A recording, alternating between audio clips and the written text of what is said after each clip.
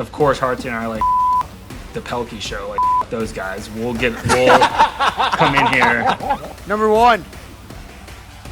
Who should the MVP should have been? Me. He's gritty.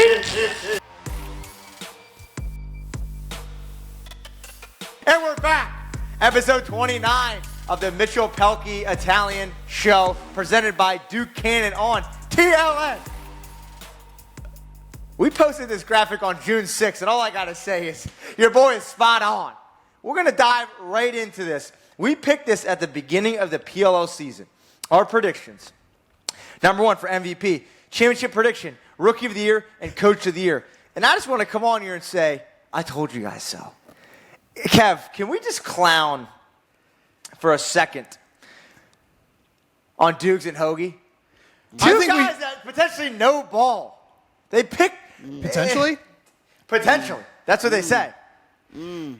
Look, I would love to clown on them, but I'm scared for what might go wrong for me. But it's not looking good for either one of them. Guys, Archers, Cannons, that was your championship pick, both of you. Neither one made the playoffs. Come on. Yeah. It's pretty sad. Look, I'm going to go right back to Mitch. A blind squirrel finds its nut once in a while, Mitch. I'm finding nuts all over the place. Look, if you told me in the beginning of the season, like, hey, before you make these picks, Matt Moore will be out for the year.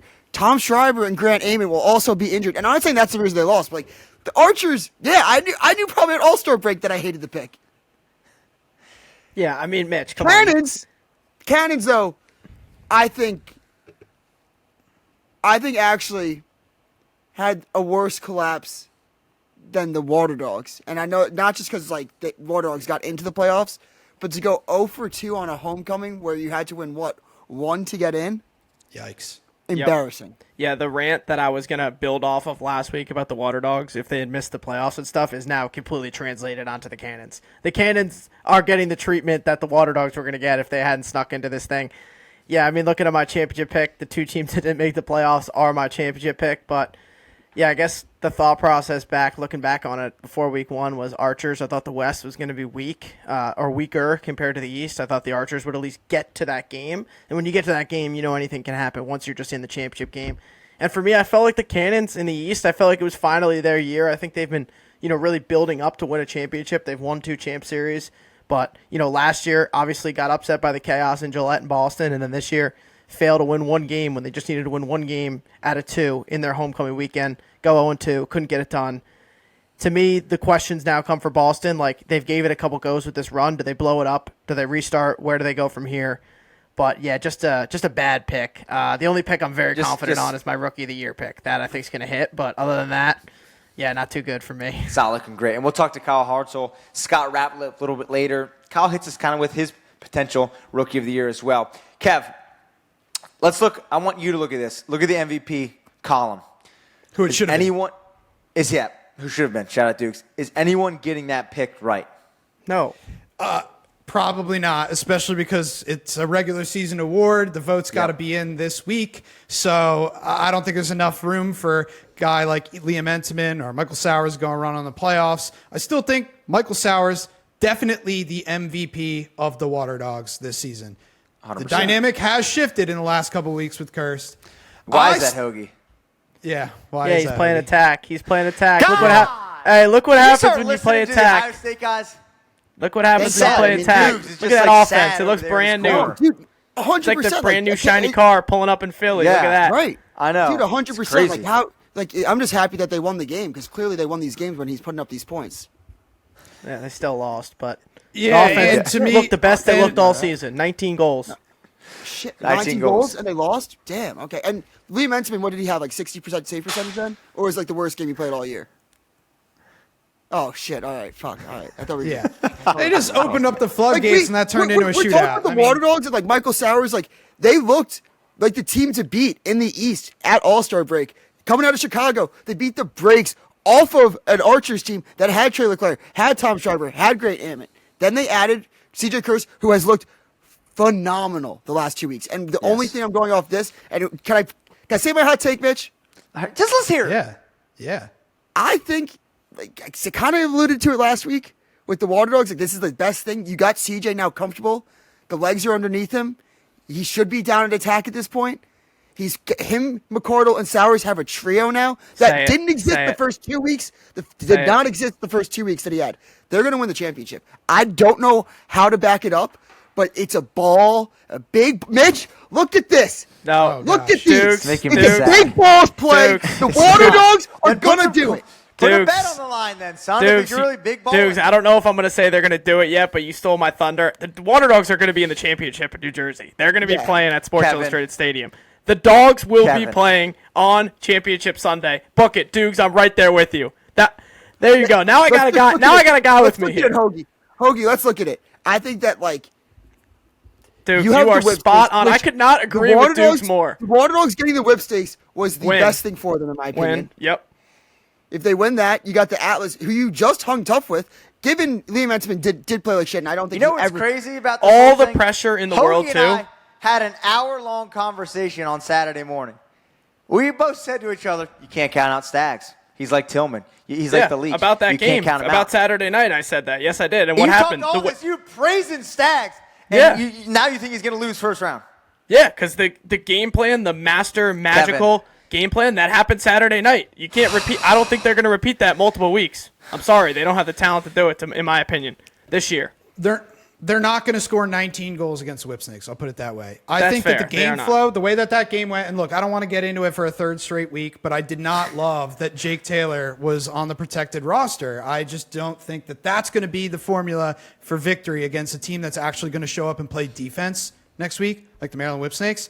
I don't know if you can count on Mikey Schlosser to get you 2 goals again this week. Yeah, it worked for them against the Atlas. I'm not so certain that offensive game plan is going to work the exact same way against a defense like the Whips. They got to win a different way. So.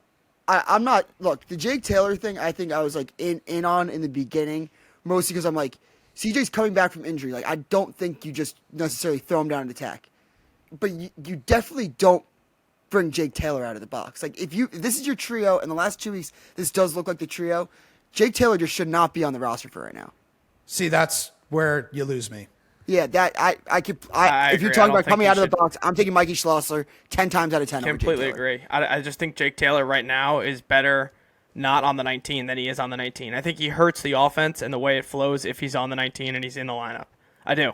Because I just think his game does not tend well to running out of the box. And, he's not a midfielder. So he can't play attack. It's McCardle. It's Sowers. It's CJ Kirst. And I'm sorry, there's just no spot for Jake Taylor right now on the Water Dogs. Yeah, I agree with that. But going back to Kev's side for a second. I mean, the first 2 weeks, like, CJ did not look like this. Like, this was not the CJ Kirst that was here the first 2 weeks. And you cannot even say it was like coming out of like, he wasn't playing attack, he wasn't comfortable. Like Kev alluded to, he literally couldn't beat short sticks. Like, CJ Kirst is just the tour time winner that was missing. He's finally comfortable playing in this league. And the production that you saw from their best 3 players, like, this is all good heading into the playoffs and heading into next season. Yeah, and I also think, too, a lot of the other teams like the Atlas, they were worried about the minute that CJ Kirst got comfortable and the minute that offense started to click with CJ Kirst inserted into the lineup. I think a lot of these teams in the East and in the league in general were worried when that happened that the Water Dogs could reach another gear that, was going to be tough for certain teams to beat. And right now, I think the Water Dogs are playing their best ball of the season, even in a loss last weekend. Like Duke said, they built baby steps last week. Agree with that. They do it again this week. I think they are offensively. If that team that showed up on Saturday plays offense the rest of the playoffs, I wouldn't be shocked if they're in the championship game. I don't think the Atlas want to play them in the semifinals. I don't. They just beat them 2 weeks ago. You're going to have to play them again. You get into a shootout with them. I think the Dogs, the sky's the limit for the Dogs, and they could definitely find their way in the championship, but they could also lose round 1 to Maryland if Stags comes up with another masterclass like he did last weekend. Can't get this analysis anywhere else. They could either win this game or they could lose it, but you got to stay tuned and watch it to find out. Yeah. I It's the think PLL. You can't predict anything these days in the PLL. You never know who's going to win. Chaos, everyone's riding high. The Archers come in and beat them. Everyone's like, there's no way Boston goes 0-2, right? No, they go 0-2 on their homecoming weekend. This has been the most fun and unpredictable year of PLL lacrosse. Every year you really can't pick it, Mitch. We talked about early in the year, right? Throw the records out and pick them. You're just hoping for the best. But this year, to me, the amount of wire-to-wire games, upsets, maybe at Dukes, I saw you tweeted it. It's your best PLL season of all time. Oh, Time out. here we go. Mitch, yeah, blindfold. That was exactly going back 5 minutes ago where you're bragging about your ball knower and how you know ball. You were just blind, being like, duh. Statistics. Yeah. Statistics. At the end of the day. Dukes, look I know who what has a happened. He picked championship the contending squad. Atlas because we were in New York at the Atlas homecoming in week 1. And then he picked the Redwoods because we had Joey Spallina on the pod the week before. That was the championship pick from This Pehlke. guy's clueless. Look, and I want to hear your thoughts, Dukes, live in action. You, Kevin, Hoagie, picks for championship, no good. Can't happen. You know why? Yeah. Because both, potentially one of those teams is out. But, Dukes, for you, honest opinions, do you think my prediction will be right? You know, it's tough. I could see it, Mitch. I really don't. could see it. I'm not going to lie. I could see it. Hoagie can see. Hoagie's seeing so much right now. Yeah, Hoagie's seeing way too I can much. see a ton. Hoagie, Kev, why aren't you close seeing in it? your visions? You got like 10 going on. I could see a ton. I can see the Redwoods getting past the chaos. I don't think they beat the Outlaws. I just don't. I like the chaos chance to maybe beat the Outlaws more so than I like the Redwoods chance to beat the Outlaws. Tough to beat a team 3 times too. It is That's tough. so but hard. At least seen them do it twice this year. Also, with the Water Dogs thing that I want to clear, and I say this in college, PLL, everything. Like, it wouldn't. It's just crazy to think like, oh, you just win 2 games, you're in the championship, and like once you get there, anything can happen. Like, I don't think that it's like it would not shock me for the Water Dogs to beat the Whipsnakes and then the Atlas. Are you saying you can see it? I could see. I cannot see the Whipsnakes making it. The one thing I just got to get off my chest about the Water Dogs and the Atlas game, that was the game flow was no defense. Okay, I don't think you can count on that Water Dogs offense showing up every week of the playoffs from here on out. They played the Maryland Whipsnakes just a few weeks ago. CJ Kirst was here. They only scored 7 goals. So that's all I wanted to say about that. I also think the game flow in that game was a little ridiculous. What did it start out like? The Water Dogs 5-0 dogs right off the bat. Right. Yeah. Michael Sowers had 4 goals. CJ Kirst couldn't hit cage. I think, Kev, are we going to say, are you going to bet on, I'm not saying like, you can talk game flow all you want. Are you going to bet on that CJ Kirst showing up or the CJ Kirst that we've seen the last 2 weeks? I think it'll be something in between. I don't think CJ Kirst will have 6 points. I don't think the Water Dogs will score 19. Okay. I do think they could beat the Whips, though. I don't think that's that crazy of a take. that they could beat the Whips? Yeah, I'll probably pick them. We're not making picks just yet. But You middling motherfucker. Yeah, come on, hop on the. you guys are saying championship. I'm saying they're not going to beat the sniffing. Atlas. I'm sniffing a solo pick of the Whips by Mitch Pehlke for the next week.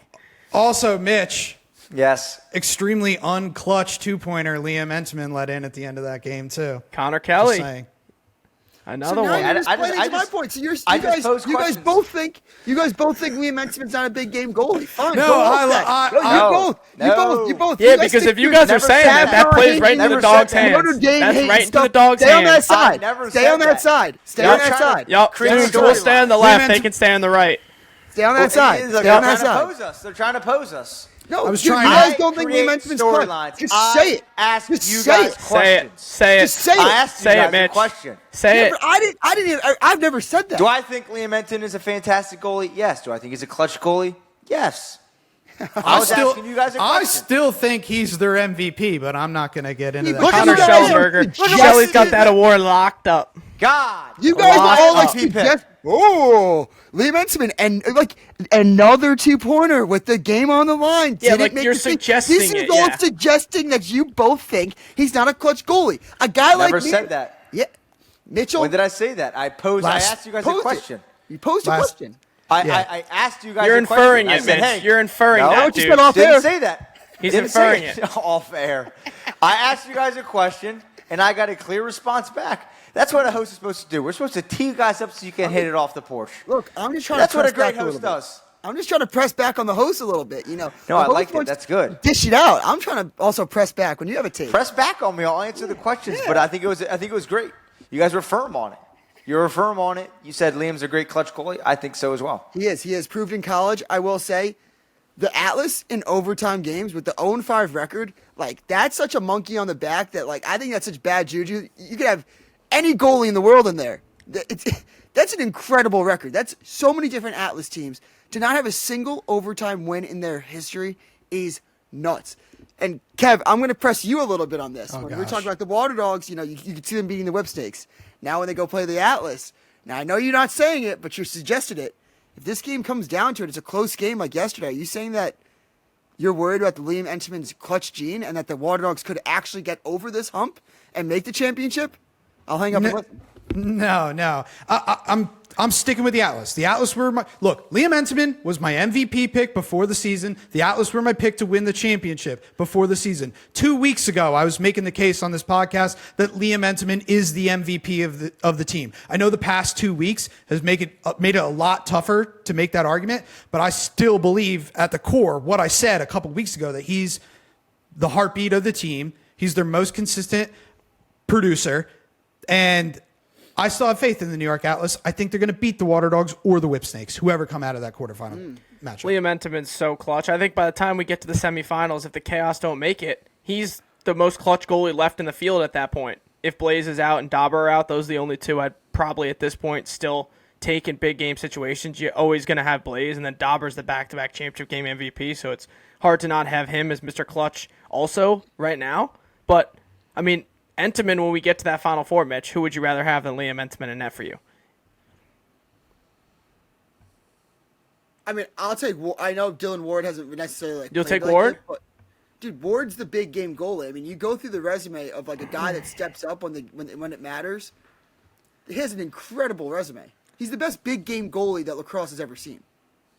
Yeah, I was going to say my question about the Dogs would be their defense and their goaltending in these games. That was my one question mark about them moving forward. I'm confident in their offense showing up and playing well. I have questions about the defense. Yeah, I do think a different beast gets woken up in the playoffs, like Dylan Ward. If any goalie is gonna deal with to lead the Water Dogs, who's more equipped to do this, I'll take him. I'll go into battle with him any day of the week. Well, I mean, how are we also not saying McNaney? All he does is go to championship. Well, games. here's Kev. This is what I think would be here we go. hilarious. Oh, not hilarious. I would say that in my inhibition, I'm probably a little bit rooting for the Outlaws. Think they're like a very fun team to watch. Like Jared Bernhardt, friend of the program. Yeah, I think a little bit of me would like to see them win it. Especially like Denver Outlaws kind of establishing themselves for the next couple of years. Yep, keep the rivalry going. with Utah would be fun. If McNaney makes his championship in his first PLL season and loses to either Liam Entenmann, the Notre Dame guy, or Dylan Ward, the best probably pro goalie in like championship games or whatever, like it would be objectively from the outside looking in hilarious. Like the guy that always came in second at Maryland goes straight into his pro career and comes in second again. I would just be like, holy shit! Like that would be 3 straight seasons where he lost in the championship game. That would be crazy. I don't even know. I feel like I'd have to go up to him in the middle of the game, just give him a hug, and be like, "I'm so sorry." Like he would smile at you too and say, "It's all good." Logan's like one of the nicest guys you'll ever meet in the world. That would be incredible, though. We'll make a post about it. I think Rookie of the Year, though, looking at Rookie of the Year, Chris Cav, to me, should win Rookie of the Year. I picked him. I'm the only one on the cast who picked Chris Cav to win Rookie of the Year. I think McNaney has had an amazing year, and I think he's right there with him. Owen Hiltz, too. But to me, Chris Cavanaugh, what he's meant to this Redwoods team, Chris Cavanaugh's the MVP for me of this year. I mean, the Rookie of the Year, sorry, for me this year in the PLL. You'll have to wait later on in the episode for my final, but I think when you talk about Rookie of the Year, Chris Cav is as big of a lock as you can get. But I'm going to go down in it. I still think my number 2 is Andrew McAdory. Because you're obviously not going to get the points at the midfield position as like attackmen do. But if you ask me Andrew Mack's probably he's a first-team All-Pro. He's probably been the second best midi in the PLL this season behind Matt Campbell, who I think is absolutely incredible. Andrew McAdory is just as important to the team's success as I think Chris Cavanaugh is, but Chris Cavanaugh's been playing at probably the best rookie season I've ever seen. Yeah, Chris's role just yields more points naturally. Andrew McAdory's done everything the Redwoods have asked him to do and more.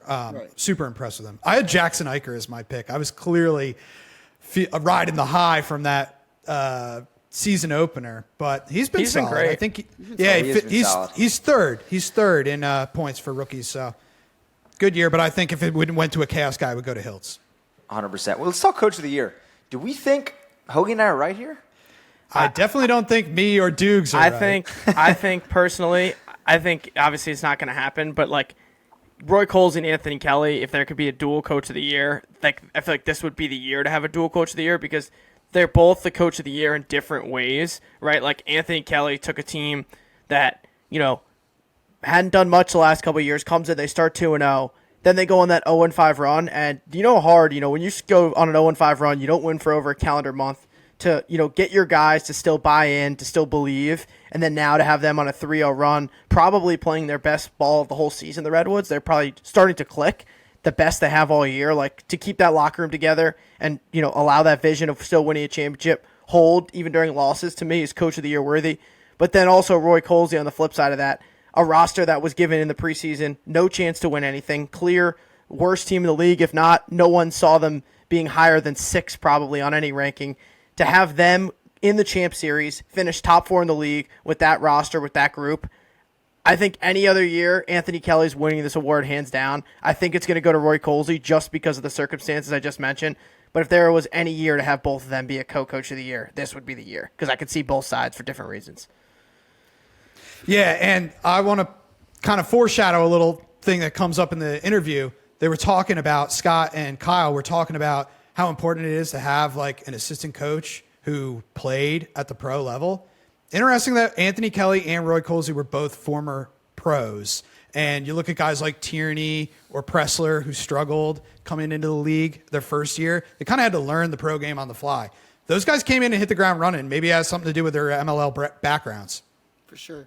I totally agree. I do think at the end of the day, it has to go to Roy Colsey. Yeah. He did more with less. When you look, even any other year Kelly gets this, but yeah, I think Colsey's gonna get it. And you just look at this roster and like I'll double down. This roster sucks. Like this roster, you look at it and you're just like, how does this work? It works because of someone that instilled a good culture. Obviously someone that has a good offense, but good defense. But with what the offense looks like, the sum equals parts of its whole. I think I learned that one time. Like, it just works. Like, the ball moving, Kev touched on it the other week. Like, it's incredible. It's like they play unselfish offense. They get the ball moving. Having Hiltz to this offense is... I can't believe how quickly of a pro he's became when getting, like, the number one matchup on most defenses. So just, I think it has to be Colsey. Also, like, we knew what Joe Spallina could do and build a roster, and, like, you saw the rookies immediately come in. Like, they were always going to be young and fun. You didn't know how good they'd be. Doogs, one thing that you were mentioning last episode, you were hyping up Andy Copeland and saying, like, how great of a coach he was. I think, like, one thing that's a marker of how good these coaches are is, like, how innovative they are, who has the idea, the one idea that can like separate you. And a couple of years ago, when they made the changes to the face-off and the 32-second shot clock, Copeland was the first guy who was like, let's go no face-off guy and lose him on purpose and see what happens. That was innovative and thoughtful. The Cannons kind of stole that and did it better than they did, but Copeland was the one who thought of it. Yeah. This year, Roy Colsey's idea is that switch with Hiltz and Eicher, how they switch midfield and attack based on which side of the field they're on. Like, that's innovative and thoughtful. I would give Colsey that. Like, if you're looking, like, what is Anthony Kelly's coaching decision? I think he's instilled a great culture, but what's that coaching decision you can point to that was his? I think that a lot of the success of the Redwoods is stuff that we actually credit to Joe Spallina. They should have a GM. They should have a front office man of the year, clearly. Because we talk about Dylan Malloy signing. We talk about Chris Kavanaugh, Andrew Mack, all those guys. Mm-hmm. Words on the wall. Can't count them out. Can't count them out. Can't count them out. GMs, I'm calling it. 3 years, every team's going to have one. Let's move into some playoffs. Talking playoffs? What coach said that, Mitch? Some guy in the Colts with gray hair. Forget his name. This guy's good. But This guy's good. this guy's good. This guy knows ball. Let's Got get some ball playoff knowers on the talk. show. And Dukes, I want to keep hitting it with you because we've been really going off each other. We've been clicking tonight. I want to hear your predictions here. Okay. Who's winning these first games? Who's making it all the way? Fill out your bracket, predictions. Kevin. Cement them in right now. Is this? I'm gonna have to go off the fly with this. Yeah, but this is your teams. You're doing your bracket right now. Yeah, so hurry up. Obviously, we're gonna have It's to like pick. for like some punishment. Like, can I eat the wings, please? Like, the people are waiting for me to eat. Yeah, the have it- them delivered. Mitch keeps texting me on the side. They're- Like, they're dude, already don't waiting worry. at the PLL studio in New York, DoorDash. yeah. I got my guy hooking it up. Fuck, I can't believe I'm going to doubt the chaos again. I'll take the Redwoods. I'll take Okay. the Water Dogs. Sad. I'll take the Water Dogs to beat the Atlas. I'll take the Outlaws to beat the Redwoods. And I'll take the Outlaws to win it all. If this is like for Oh like a my punishment for the record, but like if I'm going off straight off vibes and just being like, let's have some fun with this shit. See how he just does it, guys? What? He just goes, this is a big ball take. Wrong. You know what? You don't even pick your. He didn't take the dogs to win it. Takes Yeah, up. he didn't take the fuck dogs is to win it? it. I'm Fraud. He's a fraud I'm taking- podcaster. That was AI. Hoagie had Corey, play it ChatGPT back. spit it out. I said Sad. Water Dogs. I'm over gonna the give you one Outlaws. last time. Do you confirm those picks, or do you want to retake it? I said the Water Dogs would beat the Outlaws in the championship. Play it back. I said it. You didn't say that. Didn't say that. All right. Okay, Who's up his next? first picks are Kev. You go. All right. I'm going Water Dogs. Don't shoot me over the Whip Snakes. Jesus. I'm No one's going. shooting you. I'm going Chaos over the Redwoods, and then I'm going to go both the 1 seeds, and then Atlas wins the championship over the Outlaws. Hoagie. Yeah, I got the Water Dogs over the Whips, and then I got the Redwoods over the Chaos. I'm going to take the Water Dogs over the Atlas in the championship game. Denver over the Redwoods, the championship. Outlaws are your 2025 PLL champion. They beat the Water Dogs in Jersey. Wow. Right Yep. in Hoagie's town. Yep. Well, I'm picking the Stagnita Snakes over the Dogs, over the Doogs Dogs. He can't even man up and pick a team that he just had a big ball take on. Sickening. Can't wait to show his kids that. Redwoods over Chaos. Stamp, 100%. Shot number 22 in net, legend. And then we're taking Atlas over Snakes. Don't think they can get it done this year. You know, that offense, a little bit iffy. And then I'm taking Outlaws over Redwoods. Wait, you're not And I'm sticking picking- with your pick'em graphic that you were just talking about 2 minutes ago? Your preseason championship pick that you just said was cooking so great? Yeah, I'll have Yeah, it. you have to take the Redwoods, Mitch. You were just I'll bragging take about how them. you were I'll right. take them. I'll Great take call, them. You Dave. know what? I'll take them. Atlas made it to the championship over the Whips. Redwoods and the Outlaws. I'm taking the Redwoods over the Outlaws. And then I'm picking Atlas to win the whole thing. Wow. Atlas to win the whole thing. Look, I'm telling you right now, I do not think Denver's going to win it. Really?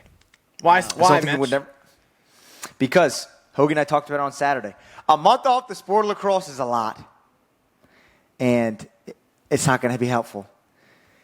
And look, I want to put wagers on this thing because I feel very confident.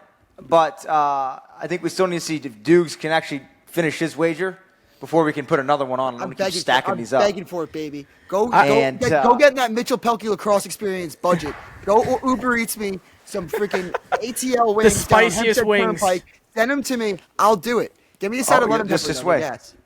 I'll tell you what, Mitch. Last year I had that same problem with the Whip Snakes. I doubted them because they had 23 days off from their last game, and they made it all the way to the championship. So Could I don't know. also just do Doesn't something? concern me as much this year. They're going to be practicing, by the way. The Outlaws are going to be in Hofstra in 2 weeks practicing as a team for the whole weekend, Friday, Saturday, Sunday, Yeah. scrimmaging. So they'll be together. It's not like fine. they're not going to be together. They're playing. Duke's How going do to be you know boots that? on the ground in How Hempstead do you know watching that? that practice. How do you know that? Jake Piscino this weekend. I was talking to him in Yeah, I PLO have weekend. intel, baby. Interesting. that's all I They'll be down at Hofstra. Different- Dukes will be different there. than He's last coaching. game. That's what our fan does. Yeah, I'll be there. No, Dude, he oh will my not be God. there. Get me in that He will secret not be scrimmage. there. He will not I'll see be there. there. Dukes He's will be not like there. him. All right, be keep there. going. What's next? I just want to be the first to congratulate Chase Erlin. I know, like, Mitch probably didn't even text him. Assistant coach at Hopkins. So just Yes. shout out to Chase. Promoted. I knew that. I knew that 3 months Big week ago. for Chase. Makes the game Congratulate him. biggest save of the game. Yeah, I gave him a hug. Seals the Nice victory guy. for them in a massive win over the Cannons, and then gets promoted. Huge. What a week! Huge. Yeah, huge, guys. It's old Was news. that the Holding game out of the breaking year? news. Was that the game of the year? I mean, I feel like there's been a game of the year every single week. I know. Like every week we've had a game of the year. To me, I think my favorite game of the year, though, watching it, was still the Cannons Outlaws game in Fairfield on Indigenous Heritage Weekend. That game to me was unbelievable. That was my game of the year, personally, from this year. But, I mean, there were so many great games. A lot of great games. Should be lot some of more great games. games. Mine might have been for Friday. That game was Okay. unbelievable. Unbelievable. What are our thoughts on Champ Series this year? Outlaws making their first appearance, kinda. RIP the Chrome. Do we like the Outlaws in Champ Series? I'm excited to see them. Excited to see them and the Chaos both making their first appearance in the Champ Series. I'm excited to see who's going to be on that Chaos roster at Champ Series compared to now with all those guys. I'm excited to see who they roll out there.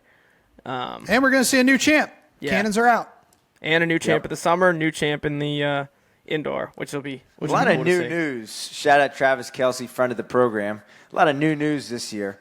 Dukes, you want to hop into the MVP talk? Yeah. Should I give my MVP pick? Yeah. Yeah, All do right. it. This is my final ranking of the year. Until I want to change it.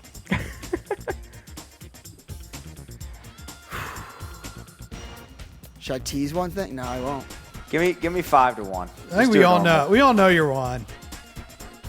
Come on, Connor Number Schellenberger. two. One answer. They're Number already at whatever store putting Connor Schellenberger's name. They're etching it in on the machine right Number now. 2. It's a lock. Number 2, Michael Sowers. Michael Sowers. Think Michael so? Sowers, number 2. Number 3, Patrick Kavanaugh. Patrick Kavanaugh's number 3. Number 1. Who should the MVP should have been? Connor Schellenberger. Tastes so good. Number 5, Just a kid from Charlottesville, Mitch. Jeffrey That's Teat. Welcome to the rankings. Jeff Teat's been off it for a little bit. When you really consider everything that he's done since All-Star break, he definitely deserves to be in the top 5. And I think NT kind of closing the year on that type of game did not help him. Number 4. Someone who we haven't talked about in the MVP rankings once this year. Someone who is only a rookie. Chris Cav. 2 Kavanaughs in the top 5 for my MVP. Think we saw what with Dylan Malloy kind of beating Brendan O'Neill for putting the ball in the back of the net award. I thought that Dylan Malloy could potentially get there, but when you end the season with 6 and 7 points, and that 7 points comes in a do or die, and you kind of put the whole team on your back, Chris Cav deserves to be in the top 5 for the MVP rankings. I got to give the Cab brothers one shout out. Only 2 guys in the league with over 400 touches. So Wow. Tells you what their coaches think of them. they got the ball in their Got that sticks. right, Dukes. Like Kev said when we were talking about Connor Schellenberger, some guys demand the ball. Winners demand the ball. People want the ball. I give him credit for that. I do give him credit for that. And Schellenberger, last week I was giving him crap. Only 4 shots. This week doubled his shot output. Huge. 1 by 1. 4 goals on 8 shots. Hey, what happened? What do you think would have happened last week against the Outlaws if he shot the ball twice as much? See, might win that but game. Kev, the one thing that I'll push back on you with the Connor Schellenberger story is well, I don't think that Connor Schellenberger wants to get out of his comfort zone. I think he makes the right decision all the time. If he's going to start forcing things, then he's not being Connor Schellenberger. That could actually be a detriment to the Atlas. Yeah, Connor I get Schellenberger it. is the most unselfish superstar of all time in the way get that he it. plays. But do you see what the Atlas are? They're clearly a run and gun. We're not going to play defense team. We're going to try to outscore you. I am sorry. You need your MVP to shoot the ball. I think you can shoot the ball 8 times every game in the playoffs. They'll win. They'll be fine. If he shoots the ball only 4 times, he won't. They won't. They'll lose a game. I see what you're saying, but I think that the way the Atlas are built, it could be anybody. It doesn't have to be Connor Schellenberger has to get his shots. No, it could be Xander goes off. It could be Connor gets 6 assists because we've seen that work too. We've seen Jeff Teat smash scoring records. Jeff Teat, Jeff Teat could win championship game MVP. I'm just saying, I Without think a that was the doubt. difference. That was the difference between them. The 1 goal game that they lost last week and the 1 goal game that they won this week, both crazy shootouts. The big difference to me was Connor Schellenberger shot the ball more. So you're out on the Atlas defense. At least Kevin not the Adler way to me they're has been playing. unbelievable. He's been a stud at least the last couple weeks. I mean, he held Pat Cavanaugh, without a point a week ago in Denver. He's been unbelievable in the defensive end for them. I think they've had some shakiness back there, and I've talked about it in the past, a concern. Dukes, you raised that point in week 1 in Albany when we were sitting in the chair about the Atlas defense. But Gavin Adler's been one of the best in the league this year. He has. He's been the only one I feel like that's really improved week over week when, like, there's just a couple, I don't know, once I'm going in on the Atlas, they collapse in the second half. I think Michael Grace has been a stud for them. Crazy, dude. Crazy that he has 10 points in 8 games. Yeah. Like, we were just talking about how crazy it was that Jake Vecino did it. And it's like, oh, yeah, Michael Grace did it too. And literally didn't have a visa to start the season. Yeah. It's also weird with the LSM of the year. Like, Vecino's clearly it. But, like, it almost feels like Vecino's the only one that, like for the a lot of people, like, split it up. I feel like Grace has been kind of been underrated. A little bit underrated. Yeah, I don't think he'll win it. And he also doesn't help, like, he's, for the first half of the year or more, was playing in the shadow of the reigning LSM of the year. Like, everyone thought Tyler Carpenter was the guy, and Grace has turned out to be the biggest and scorer. you're, like, splitting time. So No, I'm just saying, look, clearly the Atlas have won games where, Entenmann shuts down. Their defense locks down. If they're going to play the way that we saw last week, I'm just saying, what we saw last week, if that's the version of the defense that we're getting in the playoffs, and you can't count on Entenmann to bail them out and make all these saves, if Connor Schellenberger is truly the MVP, then he's got to shoot the ball. Michael Jordan always said, I hate you that. miss 100% of the shots you don't take. They have so many good players that, like, so they many. have 2 MVPs. Like, I have 2 of them in the top 5. But probably the third is probably right outside 6 or 7 in Entenmann. And it's still crazy you don't pick them winning the whole thing. Look, sometimes in the PLL, Mitch, you said can't count out the Atlas, can't count out the Whipsnakes. Some things just don't make sense in this league. You got to win. 100%. Yep. That's why I say blind and why pick they play 'em. the games and on that's the why, field. And that's why the Archers are the worst team this year, and they're going to get the number 1 draft pick. I see a great segue into who we think the top 2 picks of 2026 draft is going to be. We saw Kark's big board. It's on the screen right now. Take a look at the top 10. If you want to see the top 20, take another peek as Corey's got the picture up on the screen. Dukes, I want to start with you again. I want to keep going back to the broken drum. Pick number 1 is going to be the Archers. Pick number 2 is going to be the Cannons. Who are those teams picking? Dude, I have no idea, but I do not think that.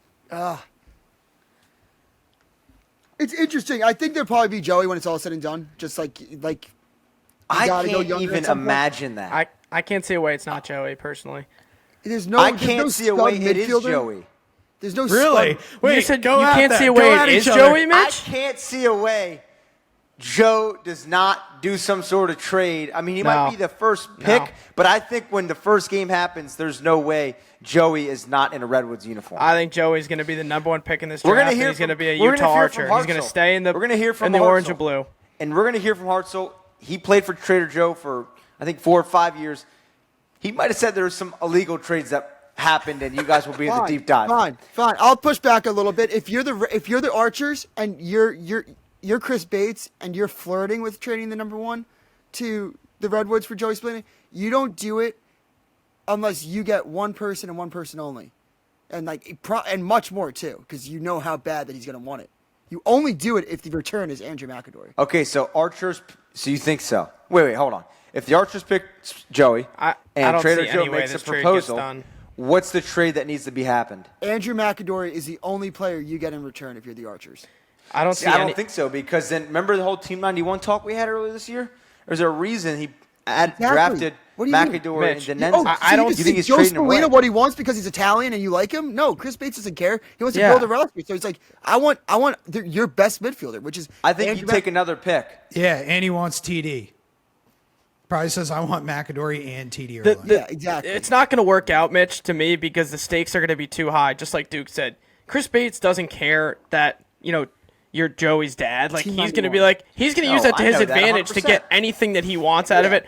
To me, the only way that Joey Spallina ends up on the Redwoods is if he somehow slips, kind of like Chris Cav did this year, and then the Redwoods can pick him up on their own. I personally don't think the Archers are going to move off that one pick, especially not for Joey Spallina, especially if the Redwoods call and say, when they're calling, they're coming to get Joey. The price tag's just going to be too high that even Joe is not going to be able to agree to a trade that's going to get them that high, to me, when I really look at it. Plus, Chris Bates, this is a Western Conference opponent. The Redwoods, you got to play them twice a year. This is the East and West Conference coming in. You don't see a lot of trades in the NFL between the Cowboys and Giants or Cowboys and Eagles because you don't want to trade your star players or your best players to interdivision teams. No, 100%. So I don't see that happening. I think Joey Spallina is going to be an Archer when it's all said and done. I don't see a way he's not the number one pick. A bunch of guys obviously can have a great spring this year, but if you're looking at the best pure lacrosse player on this draft board, it's Joey Spallina. Now, it would also be fun to do another trade if we're talking about how he said TD and Andrew McAdory.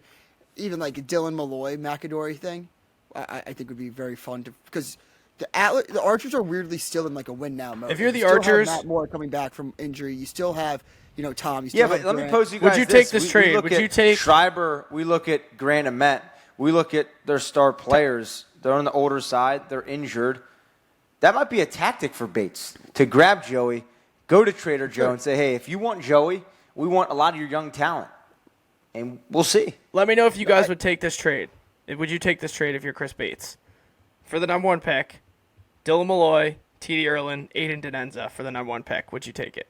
Plus a draft pick in the following year. No. Malloy, Denenza, Wait, say that T.D. again? Say that again. Dylan Malloy, Aiden Denenza, T.D. Erlin, and your first round pick the following year for the number one pick. Would you No take way. Nope. No. Not I'd even make six. Sum the McAdory. whole team. McAdory would be my deal breaker. It'd be Yeah, like same. McAdory's either I don't think in Joe it would. or I don't we think got Joe no would deal. put Andrew in it. I don't think he would. I know.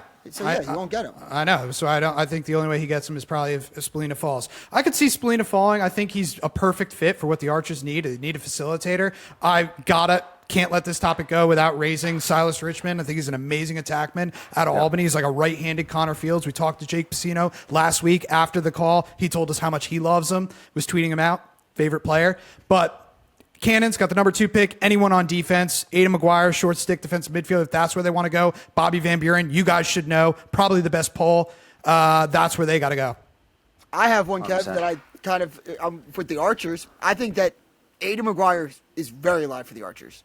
Now, when you look at its coach that like prioritizes short stick D middies, there's nobody more in the PLL that like will grab a short stick D midi early than Chris Bates. Yeah. If he thinks that Aiden McGuire is generationally good, I don't think that he'll be afraid to take him. But I think that it would most likely be coming to trade for like a trade swap. That's fair.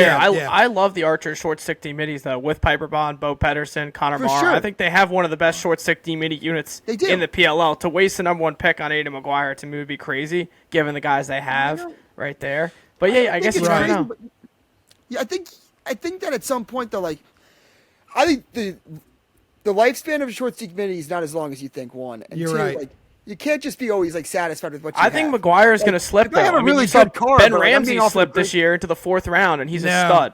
He's a stud. No, I think it's completely different. Aiden McGuire was the midfielder of the year as a short stick defensive midfielder. I honestly disagree with Kark's big board. I think Aiden McGuire should be number 1. I think Joey Spallina is a better fit for what the Archers Yeah, need, I but Aiden completely agree McGuire with is what Kev just probably said. the best player in college. I completely agree with what Kev said. Aiden McGuire for me is the best player in the draft.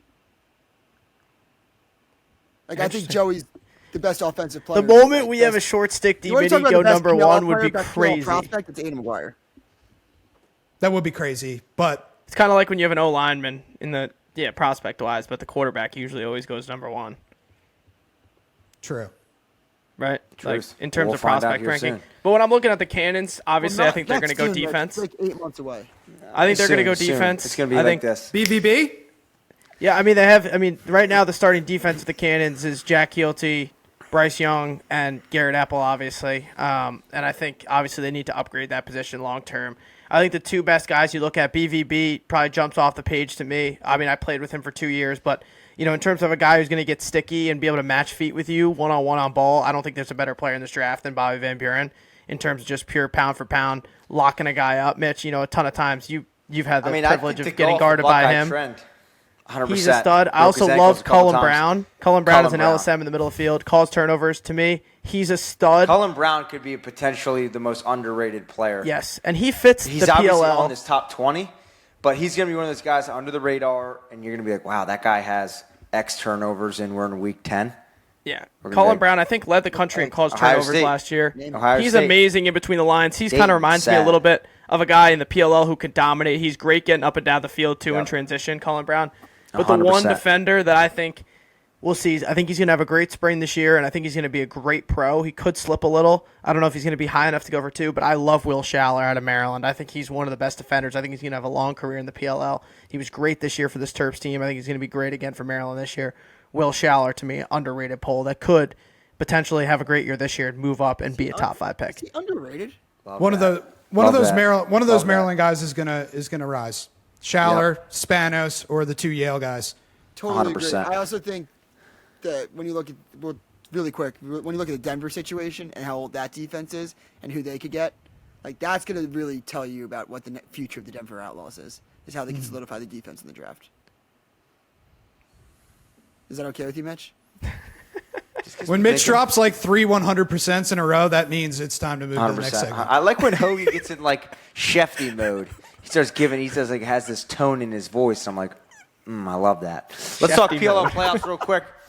Atlas Outlaws both have a bye. Big news. Dukes, Who what do saw you this think? coming? Who saw this who Did coming? saw anyone both see number the one teams Atlas and the getting a bye? Outlaws having a bye? I did not see that coming last week, even though they both That sounded locked up their that sounded spots. like Hoopify, Dukes' twin. But first, we have the Dukes, the Water Dogs versus Whipsnakes game at 6 p.m. and then the Redwoods versus Chaos 8:30. We chatted about it. Look, I'm going to tell you guys again.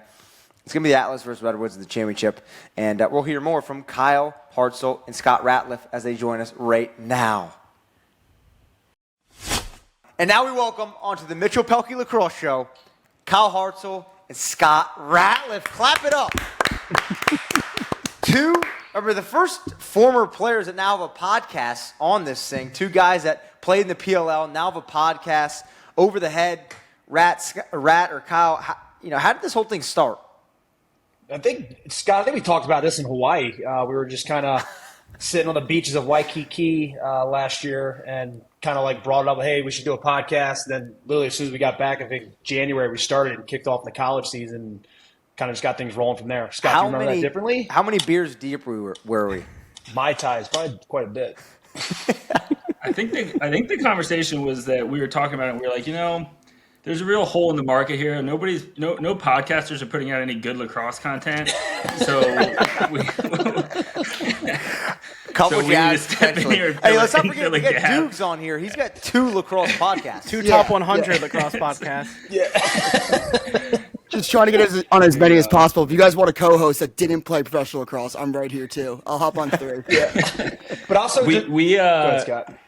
we were really organic though. Like we are like probably not that different than you guys. We have a group text and we're watching games, college, pro, whatever, and we're texting all the time and we have opinions. And I think we're both retired and wanted a way to stay close to the game and figured let's just start having these conversations with microphones instead of over text. I love that. That's what it's all about. Obviously, 2 deep holes, 2 guys that have done it at the highest level, all-stars, the whole bit. Who would win in a Braveheart between you 2? Probably Scott. Scott would Rat. probably win that one. Yeah, we'll give that to Scott. Did Rat just say himself Yeah, he off did. the bat? Yeah, he did. I knew he was going to say himself, so I just said his name too. So we're not getting into a long debate. Yeah, debate over text. We'll come back to the show on it. But Kyle, you started your pro career first in 2008. Scott, you were a couple years after in 2013. I want to hear your biggest, and Kyle, we can start with you, your biggest MLL horror story. It could be traveling. We've heard from Jules that there wasn't even post-game food. It could have been, potentially an after-game party story with the guys at the bar. What's your biggest horror story of just how the MLL was? I think, before we went to the PLL, the biggest thing, I think you guys all remember this one, the Ryan Flanagan tweet of the tent in Florida. So I think that had to be the most brutal MLL moment, but also like if I had to describe the MLL, it would be that tent situation. Like we get to the field, we're at FAU, which is a beautiful facility. No locker rooms. I don't know if like Lane Kiffin was there. He wasn't like letting us use the locker rooms. I don't know what that was, but it was literally a tent. It was so damn hot out. They had porta potties to the outside. They had like fold up chairs that weren't even folded for us, and it was just like guys were just like losing their minds. No showers. It was a complete and absolute mess. So that would have to be my horror story that I remember, but you guys can fire up that Ryan Flanagan tweet. He got fined for that, which is pretty much like welcome to the league and put him on blast. But I'd say FAU tent gate was one for me for sure. For sure. I like that. Scott, what about you? What's like the rating on this show? Is this for kids? Is this rated PG-13? It's all ages. All ages. It just depends, like what story I tell. So the first one that came to mind, the last year of the MLL, when Paul was getting and Mike were getting all of us under NDAs. Like the PLL was a thing, but we're still playing our season. I think the league had started to get kind of, heard the rumblings of what was happening. The All-Star game was in Boston, and they did MLL All-Stars against Team USA because that was a World Games year. So Kyle was on Team USA, so he didn't get to experience this. But with the MLL All-Stars, it was basically like they had a new commissioner at the time, and it was kind of like their chance to make a pitch, in a lot of ways to the future of the league. And I think, again, that we weren't openly talking about it, but they had an idea that the PLL was coming and whatever. And we had just gotten off, and you guys obviously know Paul and Mike, and you can imagine what their pitch deck looked like, proper private equity pitch deck with like a real vision and like good, graphics and all that kind of stuff. And the MLL brought us all into this room, and basically the commissioner at the time was a guy named Sandy Brown. When I'm telling you, you guys might honestly be too young, but do you remember in like elementary school or middle school when teachers would do math on the thing that was like a projector where it was like a light and they would put like a blank piece of paper on top of it and like draw with marker? It was like something like that. And he like wrote like build stadiums in each city on that. And it was just like there was just so guys started ripping off questions. I remember specifically Kevin Rice got is a lawyer now, and he got into every law school in the country. Dude's very smart. Just starts grilling him. Like, so if you're gonna, if we're gonna build stadiums in every market, like how much of the revenue is going to that versus the players? Like, just starts asking all these questions, and like they just had he didn't have a single answer for anybody, and it was just a really ugly scene. And we go out and play the game. The MLL All-Stars win.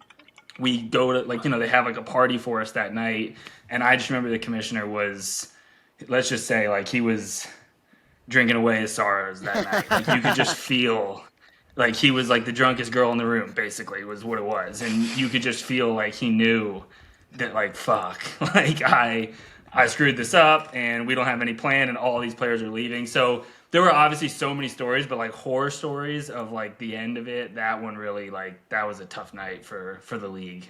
It comes to mind. Obviously, it came to an end for you guys. Obviously, hearing rumbles from Paul and Mike, did you know like that was your last year in the league, in the MLL? Yeah, for me, it was an easy decision. I was behind the scenes with them when they were doing all that, so obviously that decision was easy for me, but Scott might have been in the same boat, but there were some young guys, like, they just didn't know, right? They were like, what the hell, I'm playing Major League Lacrosse, and my coach GM's telling me I'm not going to be able to play over there. It's going to be a shit show. So some guys stayed, some guys went, wavered. I would say the more senior guys knew what the MLL was because we had experienced it for 6-8 years. We knew what it was, so it was an easy decision for us for sure. Yeah, and I was in the same boat. I was in early on and knew.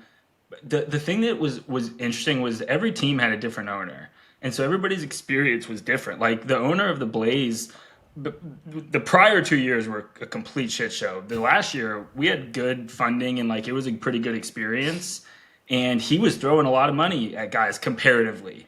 So, he was calling in star players. And again, he kind of started at the top of the roster and worked his way down saying like, I'll give you $100,000 to stay. And I think for the veterans, it was like, okay, well, what's going to happen? You're going to give me $100,000 for 1 year. What's going to happen the year after that? Or what are you going to give to the rest of my teammates? Like it was, you had the big picture, not to just be like tempted by, a rich owner basically trying to pay his way into one more year.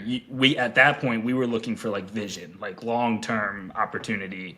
But I think that made it hard for some younger guys who didn't, to Hartzell's point, didn't have the full experience, and now they have like owners throwing money at them, and there was like guilt tripping from coaches going on. So it was tricky. But I'm with Hartzell. Like we had been in it long enough, and I think we're kind of part of the earliest group to commit to it. It's honestly crazy to think you guys obviously played in both leagues. It's talking to anybody. It's totally two different leagues, right? The MLL versus the PLL. But Kyle, for you played 176 games. That's fourth all time. Scott, you were at 122. The longest consecutive track of games out of anyone in pro lacrosse. So kudos to you. Obviously, you two are lax rats. Who's the biggest lax rat? I think Scott probably knows more than me, maybe on the program college game. I don't know how to define that term, lax rat. I don't know what that means, but I would say Scott probably knows a little bit more than me. Playing Division I when I was at Salisbury, pro lacrosse wasn't really on my radar until my senior year, so maybe Scott's the biggest lax rat. I don't know. His last name is by his definition. Name is Rat I on the am screen. Rat.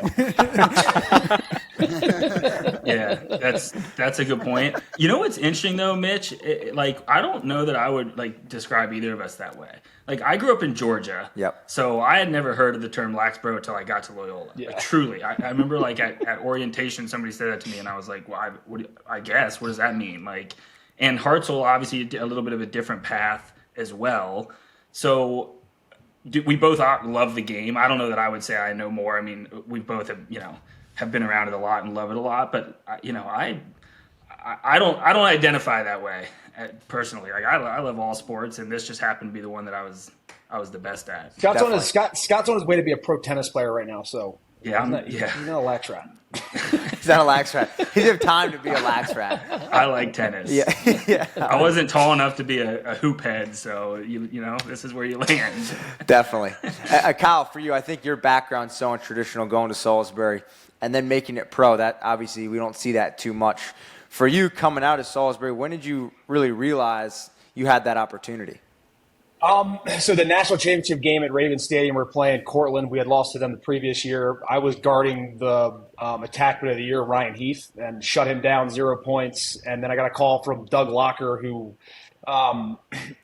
was the GM of the San Francisco Dragons. I don't even know if you guys remember the San Francisco Dragons. I mean, that was all know of the week. Yeah. OG. I still have my rookie jersey framed, but he gave me a call. He was like, "Hey, we want you to try out." They had ML had a combine that year. It was a complete shit show in itself, but went to the combine, and I was last pick in the supplemental draft, and then I played short stick D midi my first year because Steve Panarelli was a starting LSM, Aiden Howley, a legend at Maryland, he was a starting defenseman, Steve Holmes, UVA legend, and then Eric Martin, who was at Salisbury. I wasn't there when Eric was there, but they just kind of asked me to come out and try out. I was playing short stick D midi, and then kind of I was the last guy in the supplemental draft to get picked up. I wasn't expecting to stay, but kind of worked out for me and played for 16 years. So, Kyle, That's is it crazy. true? Is it true that you walked on to Salisbury? I did. Walked on to Salisbury, yep. Wow. Pretty impressive. Wow. Yeah. I know we chatted about this, potentially even in the documentary when I filmed Salisbury or even off air, but the fact that if you played on a Salisbury team from, I think it was 1984 until now, and you played all the years you could, if it was 4 or 5, counting COVID, you won a national championship. Yeah. Give Berkman the flowers he deserves right now.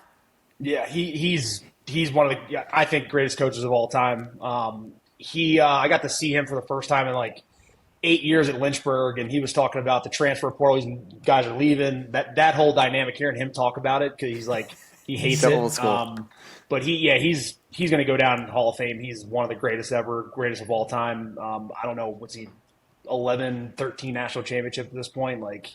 You can't say enough about the guy. He's one of the greatest coaches of all time.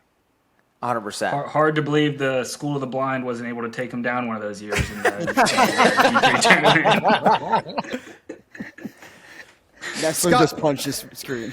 Scott, we're talking untraditional paths. You say you're from Georgia. What do you think about the pipeline that's being created from Georgia to D1? There was 4 guys on Army this year from Georgia. Yeah, the Plunkett brothers, both on Army. You're right. Sean Byrne, their starting goalie. So Justin Ward was Army's offense coordinator, was a teammate of mine at Loyola. So I have nothing to do with that, but I indirectly like to take credit for it. But the truth is, it's, when I was in high school down here, there were 30, which was what I graduated high school in 2009. There were 30 sanctioned high school teams. The same 2 or 3 played in the state championship every year.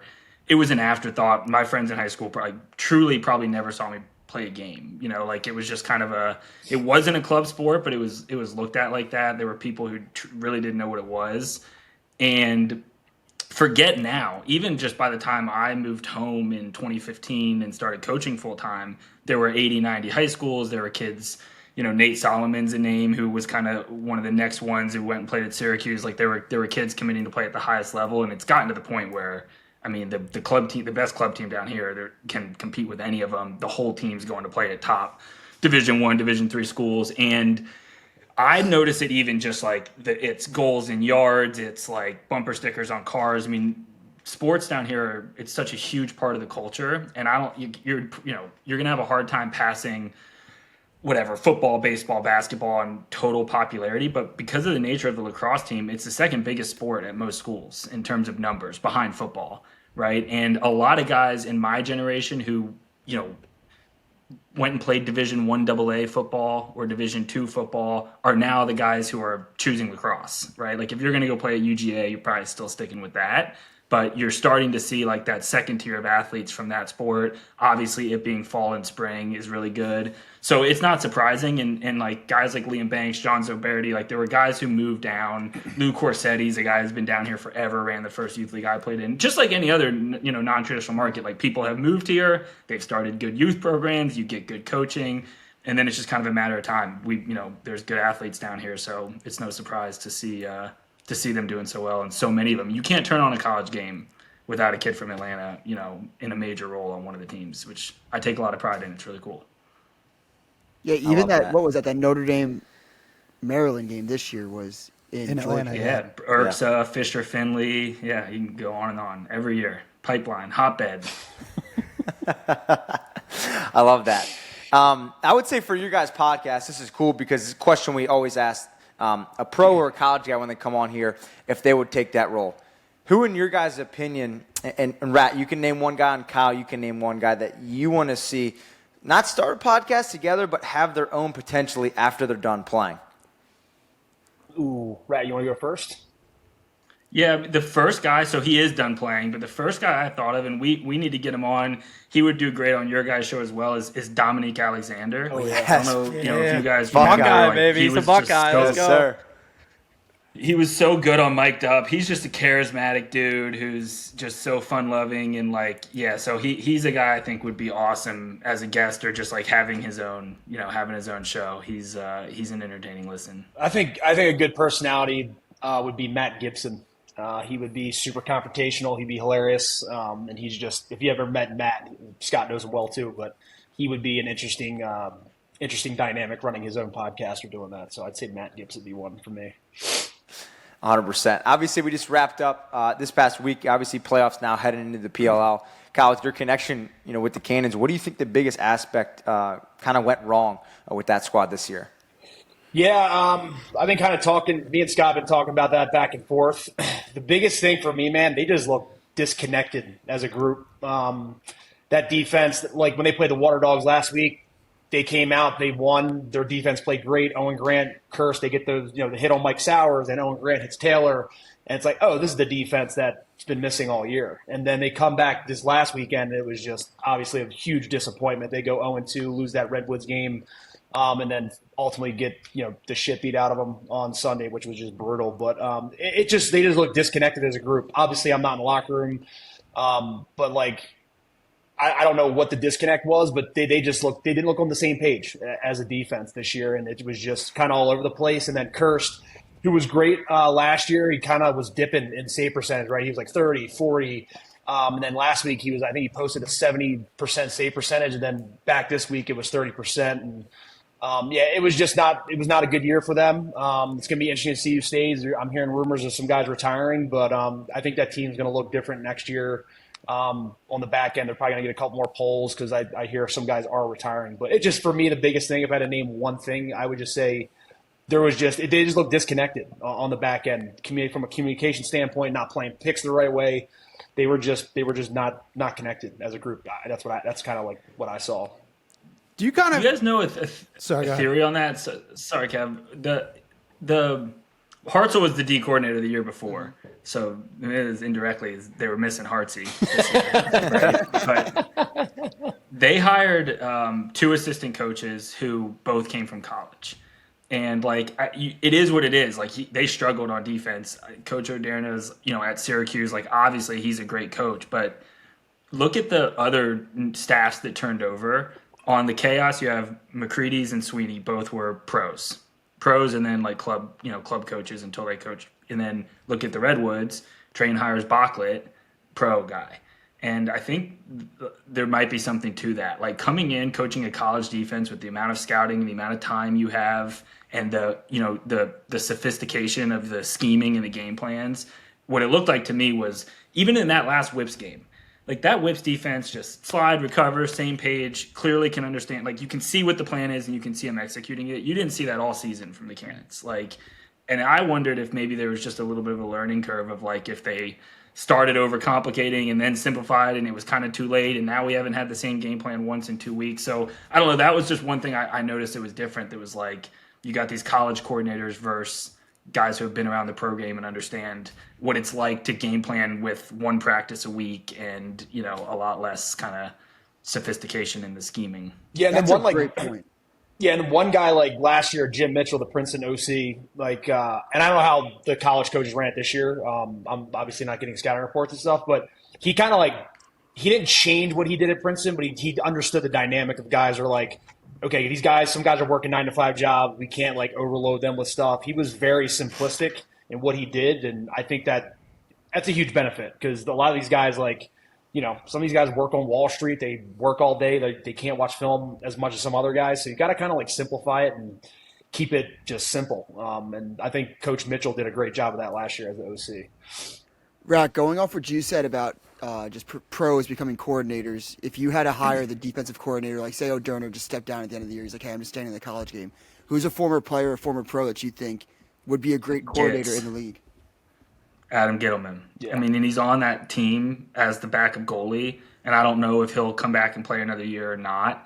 But I was while Kyle was talking, I'm laughing. I'm like, Gitz used to say, put a short stick on whoever worked at Trilogy Camp that week.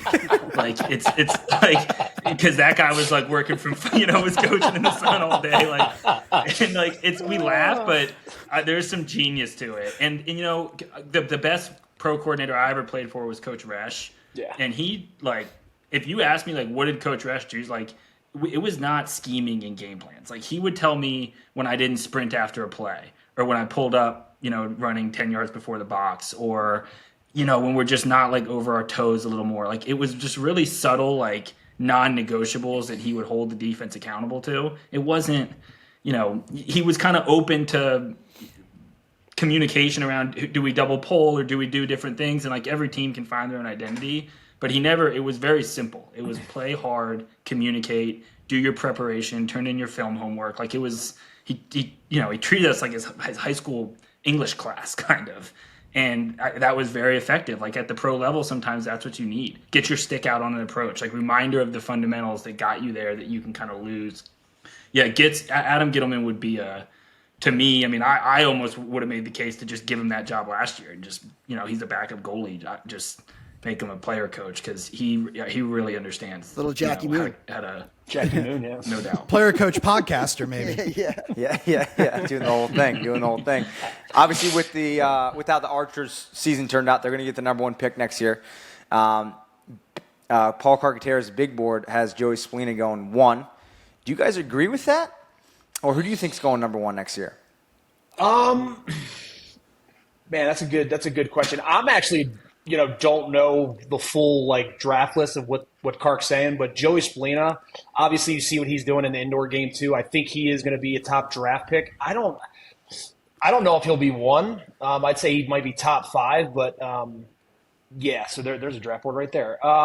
You guys obviously haven't listened to our college lacrosse episodes because we don't know anything about college. I saw that question come through.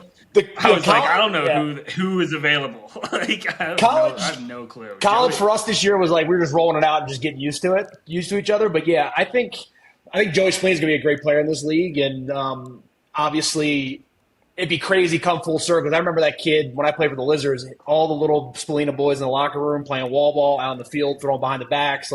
It's crazy seeing how far they've come, and knew they would get here one day, but it would be insane if he somehow Spallina just finagled some way to get him on a roster to coach his son. But yeah, I think he's going in the top 3. I think this draft class is probably a little bit better than last year, so it'll be interesting to see where he falls. Chris, I've never heard of any of these dudes. Who's Bobby Van the Buren? Archers need to play, but the Archers need to go offense, right? Yeah. Like they got to Have go to. offense. So Have to. it's probably one of these guys you're seeing, but like Aiden McGuire is a D midi, if I remember. Yeah. I mean, the kid Richmond is kind of fun over on the left side. Like I don't know, it wouldn't shock me if it was Joey based on this, but Yeah. I don't I mean, feel like Kyle, there's a real for you, obvious obviously choice. a guy that played for Joe Spallina. Is there any world where Joey doesn't end up on Joe's team? Dude, he's made some crazy trades in the Lizards days. Some probably illegal in some regards. But the whole like Dave, I don't know if you guys remember, like he traded. It was like Dave Lawson. What's the Chris LaPierre, and who else? Might have been one more guy for like Will Manny, Joe Locascio, Dude. and like they traded him to the Cannons, and then the Cannons coach at the time, Quirk, did not like check if the guys that he was getting traded were playing, and then the trade went through, and he's like, "Dude, what the fuck? Like these guys aren't playing." And he's like, "Should have checked that shit, and you didn't." So then we get like Will Manny, Joe Locascio, but like. Yeah, I don't know. There could be – I'm not counting that out at all. He's probably positioning himself, like the Cleveland Browns are positioning himself to pick up Arch Manning. It's like – it's not out of the question for sure. Yep. I don't know if you saw this last think- week, but I made a little video that there was some Yeah, this is rumors great. that Coach Yeah, Joe I saw your Spallina- video, yeah. Yeah, Team 91 had him up in And you- class. Is that And you- is that a Is that trade or true? Joe Do we have move? any confirmation on that?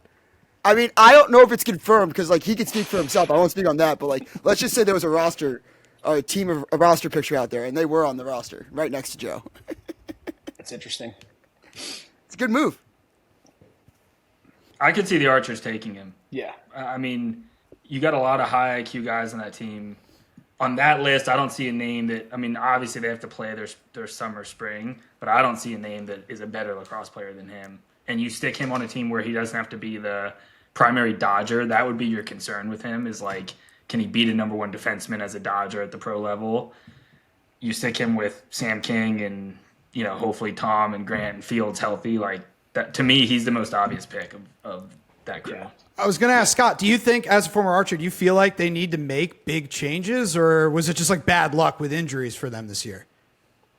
No, I didn't think it was bad luck. I mean, their injuries came, they were already kind of awful by the time like Grant and Tom went down. They were the worst offense in the league and they were in last place. So maybe they salvage it, right? But you just got to get younger. You got to get younger in this league always. And I think they talk about the Cannons, like it's another mistake they made. Like you got to have the Belichick like sell right after like guys have their best years. And Hartzell and I have talked about it, but I think in any pro sport you got to get younger. But in a pro sport that's not necessarily a full-time living, it's even more important. Like you can't wait. And I don't blame Bates for waiting because when you win back-to-back, you're not going to change anything. Like you can't preemptively start changing roster spots. You got to see how far these guys can take it.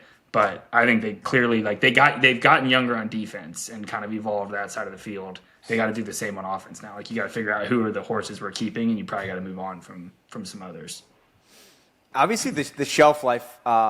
When you guys were in the MLL was so much longer. PLL, guys, the changeover is so much quicker now. For both of you guys, what's the biggest piece of advice you would give these rookies coming in? The biggest piece of advice, Scott will probably say the same thing, is make it full-time if you can. If you can make it full-time, you can extend your career, as long as you want. Because if you're constantly in the gym and taking care of your body and treating yourself like a pro athlete, longevity is going to be there for you. But it's not easy, right? You gotta figure out how you're going to make money, camps, clinics, full-time coaching gigs. You just got to figure it out. But my advice would be try to do it full-time if you can, because, man, Scott can attest to this. He worked, he was in New York, and he was a guy that did that. But it's not easy working a job and trying to stay in shape to play lacrosse full-time. So that would be my advice, is to try to do it full-time. I would say for both of you guys, who's been the biggest rookie that sparked your eyes in this draft class this past year? Oh, man. I would say Hartzell. Go ahead. You love McNaney. That's your guy. Joe Walters. Right? I mean, Joe Walters. in net. Yeah. McNaney. Yeah, McNaney lights out. Oh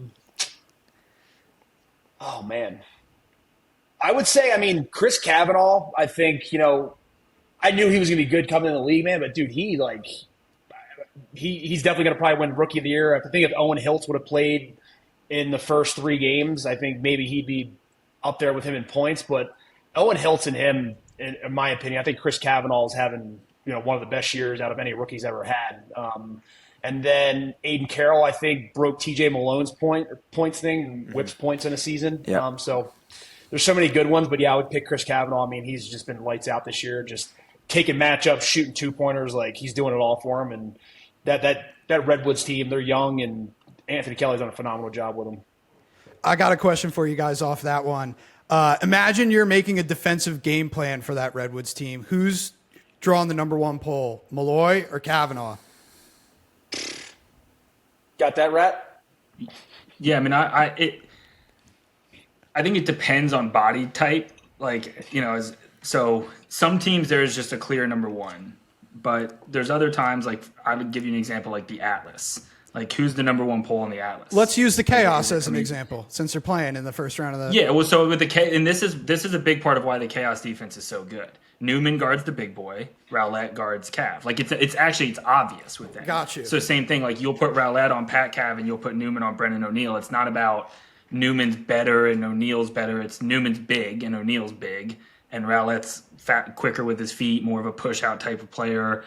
Kind of on ball, off ball. So like, I think it's matchup dependent. I would just, a stock answer is, to me, Cav draws the number 1 guy, and like you can get away with, as long as you have a big body on Malloy, you try to tie him up and slide to him or whatever. But Cav to me is the engine that's making them go right now, and more of the emotional spark too. Like if you have to choose between them, one of them gets to score 5 and one of them gets to score none, and which is going to be a bigger emotional lift to the team, I would argue better to have Chris Cav score 0 and not get his like fire and energy going, and let like big lumbering Dylan score a few. He doesn't have the same like it's not he just doesn't have the same like height ability, kind of leadership, like je ne sais quoi that Chris seems to have.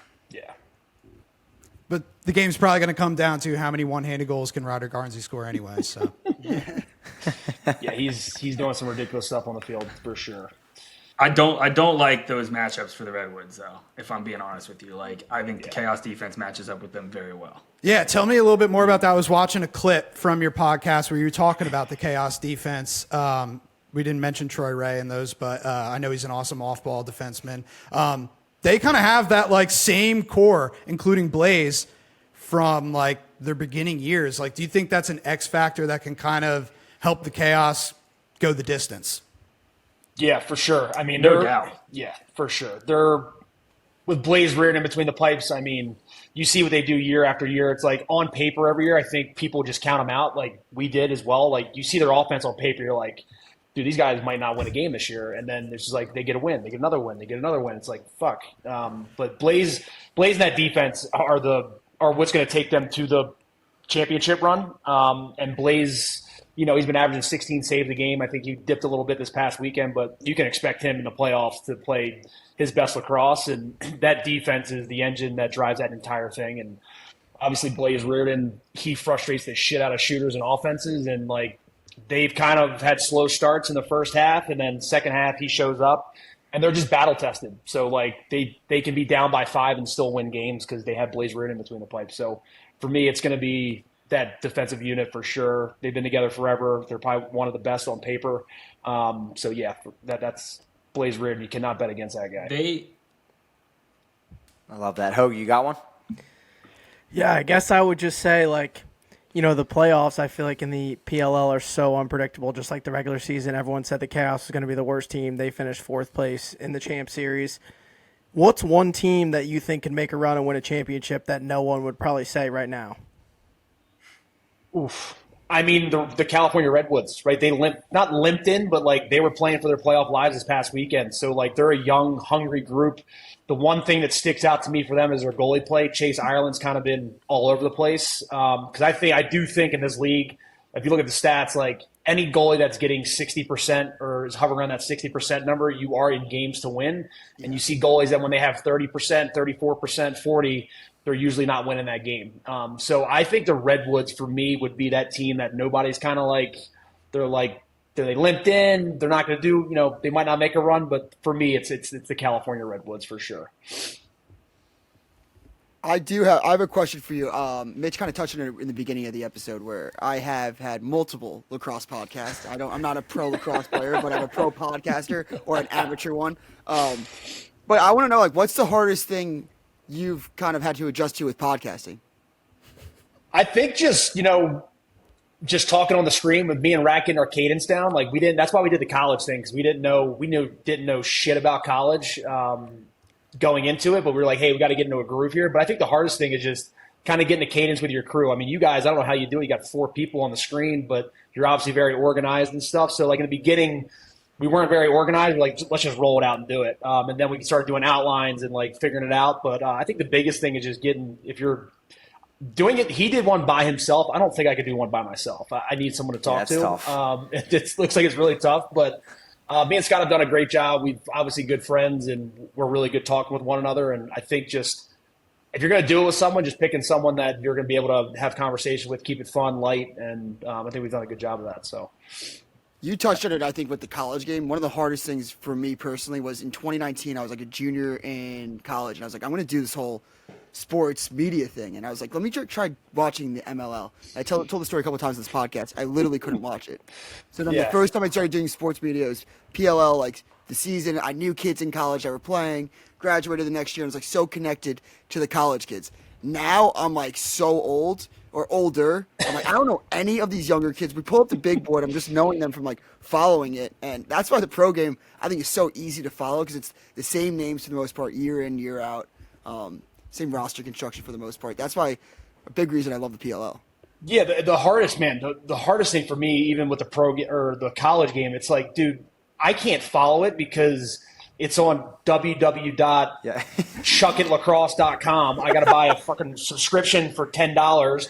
Next week it's on Flow Nation. I got to buy I was very vocal. Flow Nation or whatever the hell it was rolled out their stream. Flow Sports, whatever. Rolled out their stream for the Cornell Cuse game.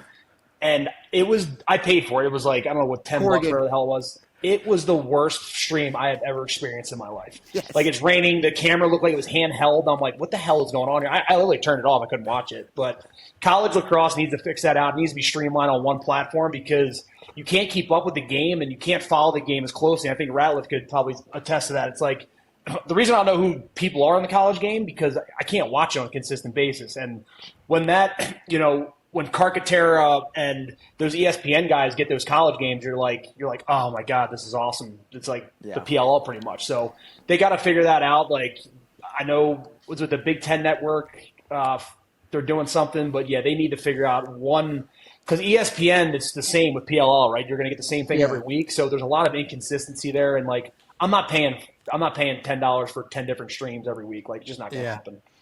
So Big East just moved to ESPN. So slowly but surely, we're getting there. Yeah. We're getting there. Great. Mitch, that was like me and you when we watched the Hopkins-Towson game. There's a final possession, 10 seconds left. Hopkins up a goal.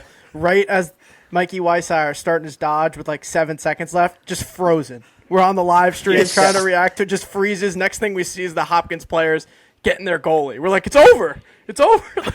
Yeah, some guys walking behind the broadcast probably tripped over a wire and ripped it out of the computer. Kyle or Rat, I'm curious, have you stepped in it yet with a take? Got some backlash yet from anybody? Scott? Actually, we had, I think it was a Loyola dad. What the hell is the name of the long pole at Loyola? His dad DM'd us. Bean. That's something Bean. I don't have any social media, guys. So I'm like, free, I don't good. see any of it. Which I get the makes hate. it They easier, DM me about That's what I need. That's what I need. I I've need never to even just heard that. spit out these takes. Like, I can't say it. No personal social. Yeah. That's The a dad bad of- play. Yeah, the dad of the long stick midi that plays at Loyola, we had said something like he wasn't going to do good in the pros or something, and his dad was like, what do you mean he's not going to do good in the pros? And like, and then I was like, Ratliff doesn't have social media, so good luck getting to him. That feels like I don't- the meme. That feels like the meme of like the James Franco with like the noose around his neck. And it's like first time. Yeah. Like, I still have Ohio State dads in my DMs. Yeah. We haven't got much hate, you know though. what's interesting is the players' parents like listen a lot and care, right? So you would hear from them. I do have to give credit to Kyle though, because like our podcast wouldn't exist if it weren't for him. Like he makes everything go behind the scenes and gets stuff up on social. Because that was kind of my one thing was I was like, I know to be successful at this, we have to be online. But I just am not at a point in my life where I want to be, and I'm not willing to sacrifice. And I have found that it's very freeing to just say what I want to say. I mean, I still sometimes have it in the back of my head that like I'm talking about guys I have relationships with and players I'm friends with. Like it is hard, and you hear this from like guys in other sports to try to go into broadcasting. I think every year removed, it'll get easier. But when you know somebody personally, it can be hard to like criticize them or give an honest opinion. It helps a lot because I just tell myself, fuck it. No, probably nobody listens to us anyway, and I'm not going to see anybody's point of view about what I'm saying. And like, I think that has helped me early in my media career. And Rat, in your defense, tough year for a former Loyola guy to start a podcast. Yeah. I think that's what I said. I was like, nobody on the 1 in 10 teams getting drafted. His dad's like, you might get drafted. Well, okay. They all listen. Scott called it out, though. All freshmen, a lot of freshmen on that team. The Greyhounds could be They'll be hunting back next year. They'll be Stay back. tuned. Scott, Stay you're like tuned. this. I have a bet with this kid, Matt Nessler. He played at Cabrini, so I don't think he's ever beaten Salisbury, right, Mitch? But anyways, shot. I have a bet with him that Loyola will make, I think it was or win a tournament game. This freshman class will win a tournament game by the time they graduate. $1,000. That's a very safe bet. And they got Justin Ward from Army now as an assistant love that. there. I like him a lot. And like, look at all the recruiting that they did. I mean, Jay Ward's the best. He's one of the best in the business.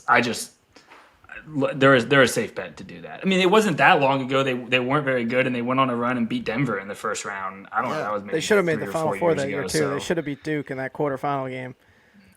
That Denver team they're- was stacked.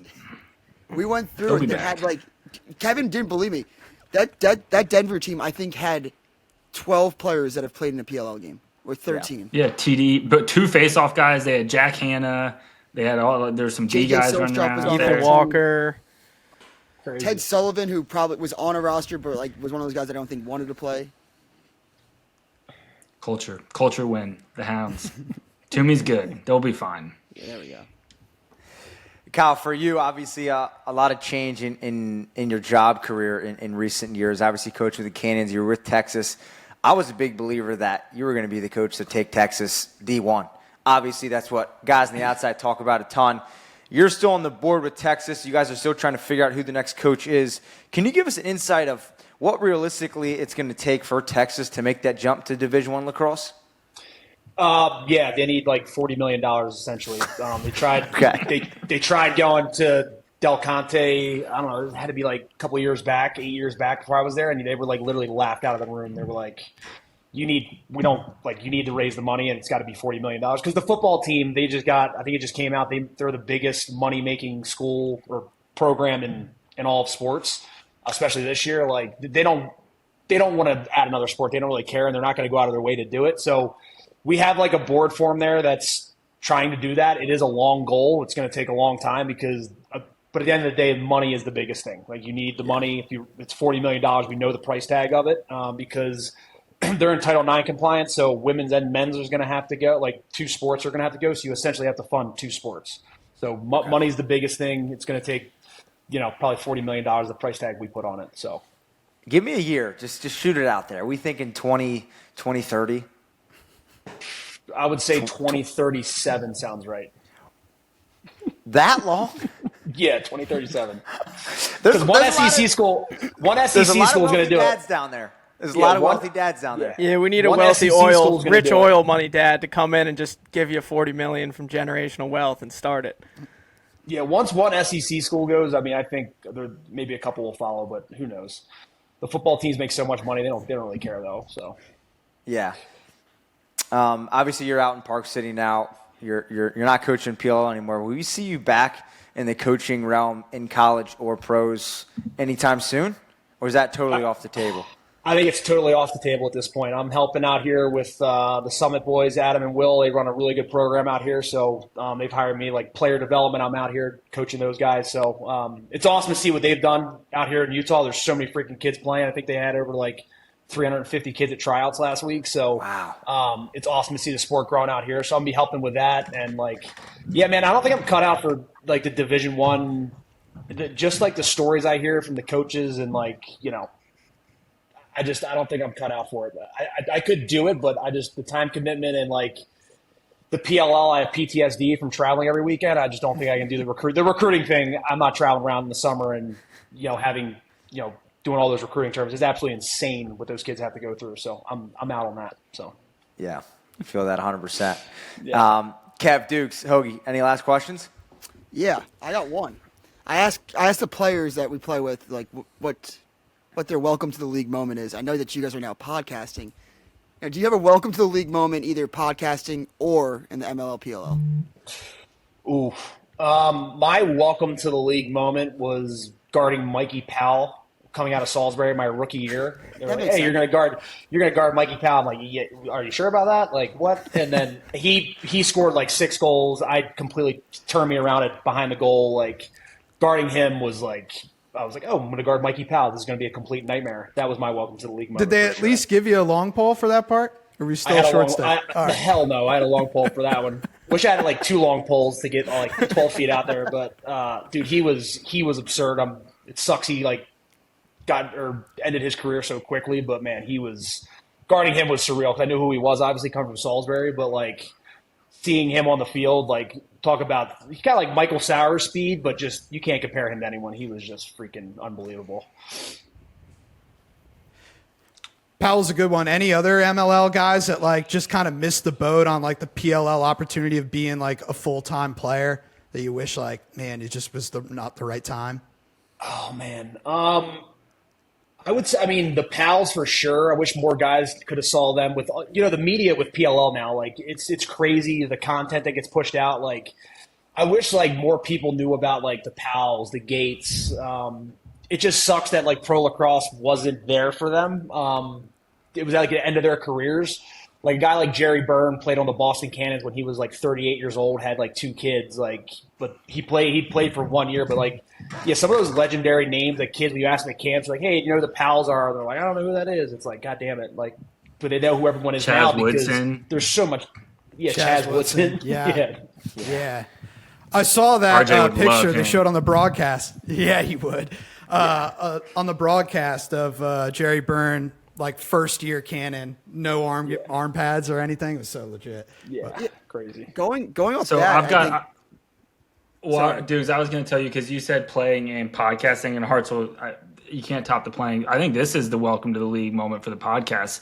There's first, you're going to start the podcast. People are going to listen. Of course, Hartzell and I are like, well, fuck the Pehlke show. Like, fuck those guys. We'll come in here and we're going to take this over. We're going to start a podcast beef. Then all of a sudden you get the text like, hey, you want to go on? And it's like, dang it, this probably would be really good. We should do this. And so that's the welcome to the league moment for podcasting. Welcome to the lead. Yeah. Well, you brought up Chaz Woodson, though. I've been trying to, like, think of it. I love that NBA question, like, who's your favorite player's favorite player? Is there somebody that, like, is around the league where it's a player unknown that you guys had either in your MLL or PLL days that was your favorite player's favorite player? Like, was it Chaz Woodson? Man, for me it was Graham Hosick. Early day in the MLL. It's like, but people now know Haas. Yeah. But when he first started, like, he was out of Lindenwood. He was not, you know, people didn't know who he was, and he was obviously he is a beast and is dominant. But the first probably like 5 years of his career, I felt like totally unknown. He wasn't there at the start of the PLL, so I felt like it took a long time for people to get on to him. But everybody that, you know, was in it and played, you know, knew how good he's been for forever. Who did Trevor say was the biggest hack that he has nightmares about? The defender, the pole. Doogs knew the name. I forget. He said it was his welcome to the MLL moment. He said this guy was the biggest hack of all time. He played on the floor launch, I think.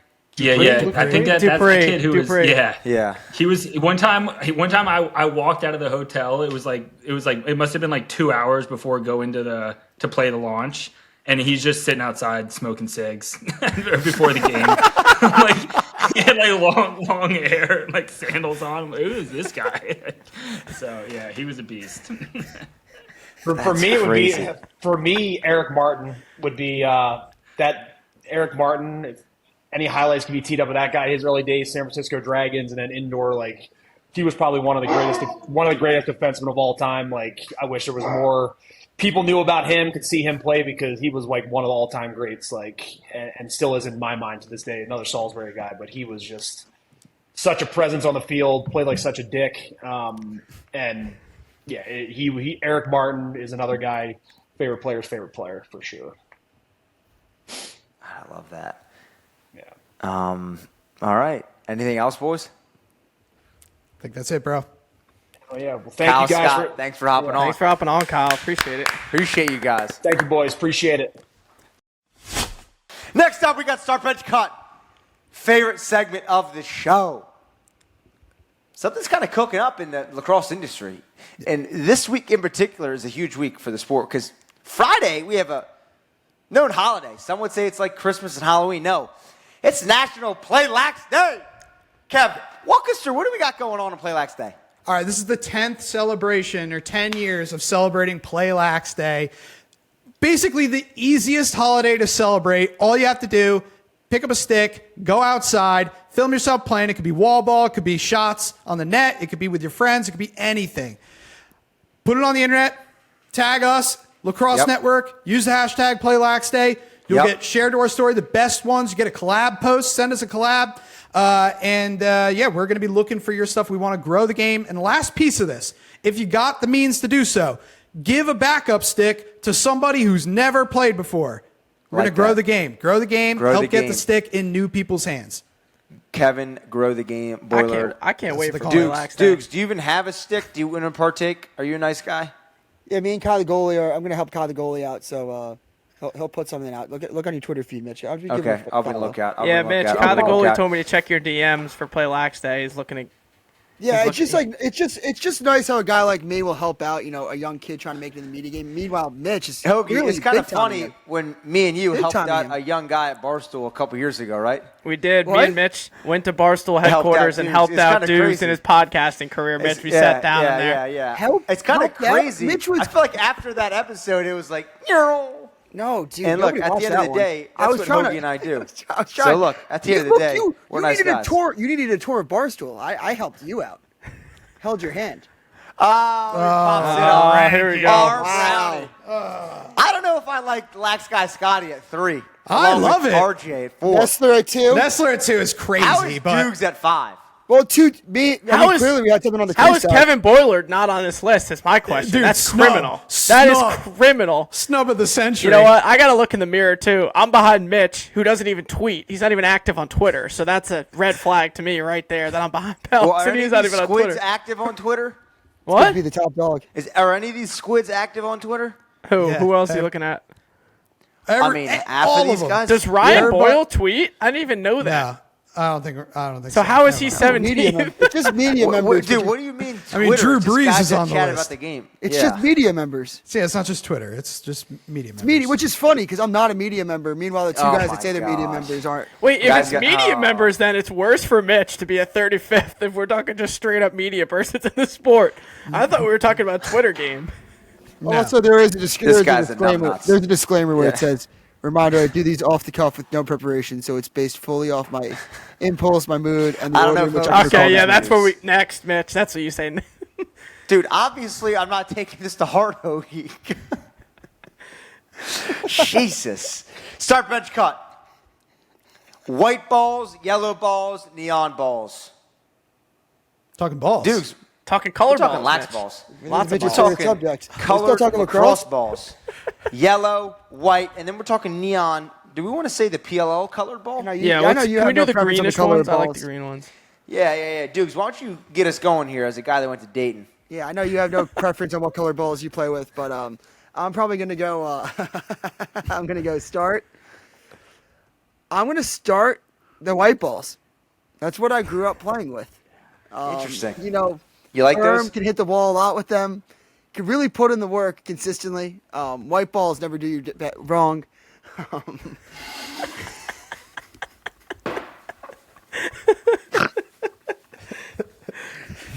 I'm going the neon balls. You can play with the neon balls in the dark. You don't really need a friend. You can just hit the ball with them. Go to a park. Well, maybe not. Don't go to a park. Yeah, But, don't do that. Yeah, but I Not think good the new play. neon balls are fun. I can't do Yeah. this. I haven't even tried to see the new neon balls. I'll be honest. I'm starting the white balls, benching the PLL boys, and I'm cutting the yellow. Very big respecter of women. But on the men's side, feel like there's really no purpose. Kai I'm the goalie, a.k.a. James Hogan, you're up next. I'm super excited, by the way, for Play Lax Day. Mitch, you know how I feel about Christmas. Christmas, number one holiday, never getting beaten. Yes. We start Christmas. Yes. Mitch and I start Christmas at school. We'd start it in October, even pre-Halloween. Yep. It's Christmas. I don't So even know Christmas if is Doogs one. celebrates Play Christmas. Lax Day is right underneath at number 2, so I'm fired up for that. I'm starting the neon ball. I love the neon green ball. I love it. I saw it at Champ Series a bunch, and even in the past before they transitioned to the yellow this year, I thought that neon ball was so cool. So I'm starting the neon. I'm benching the white. The white's the classic, the OG. It's what we played with Mitch our entire career in high school, Yeah, college, 100%. youth. And then I'm cutting the yellow. Nothing wrong with the yellow. A fresh yellow is good, but the yellows, when they get greasy, those things are really greasy. So cutting the yellow. Grease Nation. Kevin Boiler. Yeah, I'm going to go with the white balls for the start. Nothing better than just fresh pearls, shooting them around. Love a good, fresh white ball. I'm going to bench the yellow balls just out of respect for the women because I think that this podcast needs a number one respecter of women. Kev is Maybe now a the new two. number one respecter. Yeah, he is. I didn't know. Yeah, no. He is. Honestly, with this He news, is. I'll change mine after. Yeah. I respect women so much. Has less to do with my respect and more my appreciation for tradition. And so white and yeah, yellow. you're a big are- tradition guy. I am. Man, Dukes, my did you age. stay up late And- enough last night as a number one respecter of women to watch them win gold? Because Yes. Kev Boiler did. I did, yeah. I know I did. And neon, I'm going to cut them just because, it's tradition. it's not tradition. But you It's can not play. tradition. You can play with it in the dark. You can. If you got a sack of neon balls, you might want to get checked out, though. Like last night, I was playing with the neon balls at the park, and they were great. I hope the police weren't around. Get it checked out. You know what we don't need to get checked out is our nose. You know why? Kev's got the whole display. He's got the Target display back there. Oh, he's got the Duke Buffalo Cannon. Trace. Work harder, smell better, moment of the week. We're not talking pro lacrosse. We're not talking college lacrosse. We're talking PLL juniors. Kev, what glorious thing happened this weekend in PLL juniors? Amazing. So if you got up early enough to watch, the 8 a.m. start of the U12 PLL Junior Championship, boy, was it a treat. Yes. The Archers won in a walk-off overtime win from Gavin Aguero. It was awesome. Right off the face-off, midfielder hits a nice little skip pass down to the back pipe. Gavin cans it. I love right here, if you've seen the clip, if we're showing it, awesome. But after that, Corey, if you can, maybe show this post from Columbia Lax. I thought that was Yes, awesome. so sick. The Colombian national team shouting him out with the big champion across the top. I thought that was really cool. Really cool moment. I think the PLL Junior Championship is something like I would have dreamed of doing when I was probably 12 years old. Yes. I probably wasn't good enough, but that's okay. I would have still dreamt of it. Yeah, the PLO 100%. Juniors is Cool. awesome. That's definitely something I wish that we had growing up. How cool that would be to put on a pro team's uniform. I remember going to the Lizards games, the MLL back in the day. If I was able to be, in an MLL Lizards uniform playing, how sick that would be. It's also going to be awesome one day when, these guys are in the PLL and we have a picture of the same kid getting drafted, scoring a hat trick Yes. for the Redwoods, and he's in the junior Redwoods uniform like this past weekend. How sick that's going to be. But my favorite play of the weekend, Gavin Aguero, obviously one of the best plays of the weekend, walk-off game winner. That kid who hit a two-pointer for the Whip Snakes in number 27, I thought that was Brad Smith out there pulling up from deep. Dropped it from about 20. Number 27 on the Whips. Brad Smith, dupe, clone, whatever you want to call it, pulling up from 2. I didn't know if I expected any juniors to be hitting 2 balls, but they did. So these kids are impressive. Pretty cool. That kid, I got his name right here, Austin Pettit. He was rocking some rec specs, so major respect. Love that. Major respect. Kev rocked those back in the day. Yeah. But again, really cool. But I think, obviously, since we made it to the end of the episode. Oh. Time to lock in. Lock in. Watch Kev's out for locking Doogs' in. eyes. He might be Can on we his address phone looking up Mitch these trying to answers. Google the answer last yeah, week, yeah. please? Thank you, whoever commented that. Catching him Googling the answer. I got Whoever an commented that. emergency text Doogs, you from want? my mom and I had Doogs, to do you want to hit respond. on this, Doogs? Please take the floor. Yeah, a guy with I had an integrity, emergency text from my respect mom. for the creator. Do you respect who gave my me this family? glorious opportunity to talk about the sport of lacrosse. Meanwhile, we get quizzed every week. Mitch, cheater. You know how many kids? So many kids follow you, watch you, look after you, trust you. Parents put their trust into you. Go and take their kids to your camp My mom to teach them integrity, and you cheat. Your I mom can't sent you a wait to- text. She's like, it's Matt Posque! Good. I'm excited now. I needed the juice. I love the hate. Cheating. You know why? Okay, I now I'll thrive. big I aside. thrive. Cheating and losing is even more embarrassing, idiot. Like, at least be good at it. Good. ChatGPT Watch this. boy, Watch clearly- this. Producer Corey, what's the ball note of the week? Ball note of the week. Hurry up. The Utah Archers have secured the #1 overall pick in the 2026 college draft. They also had the first ever PLO Pat college. Spencer. Yeah! You guys suck. Mitch, That was me. Back at it. Mitch Bingo. Are we serious? We're not even gonna do. It was me. And we're gonna let He's gritty? Daddy after cheating is crazy. Yeah, he cheats and then gets that. God. We have a bonus question. All right. Oh, what Yeah, is it? you Is didn't it win, extra Mitch. points? You didn't win. You didn't win, Mitch. You were No, that grittying away. counts. That We got a counts. backup question. It's Nope. counts. It's no. There's no backup question. I You got didn't the even finish point. the question. This You is get- a half Yeah, he point. didn't It's a finish round the me out, question. Hoagie. No, I finished the question. That was a little bit Yeah. easy, so we do have another one. What? We'll count it towards. Yeah, exactly. Yeah, you're All right, we're, all right, we're okay. counting that. Get This is Googling, literally Mitch. so For Mitch Hoagie. can't finish last. Open up Google, It's a Mitch. It's half point for Hoagie. All right. Which team had the first ever pro lacrosse draft pick in the Boston Cannons. MLL in Chrome. 2001? No. Oh, Rattlers. Philadelphia Barrage. No. New York Blizzards. No. Chesapeake, Bayhawks. Bayhawks. Bayhawks. Baltimore Bayhawks. Nope. Rochester Rattlers. Bingo. Yeah, let's go! No, I said Rattlers. Suck it, Mitch.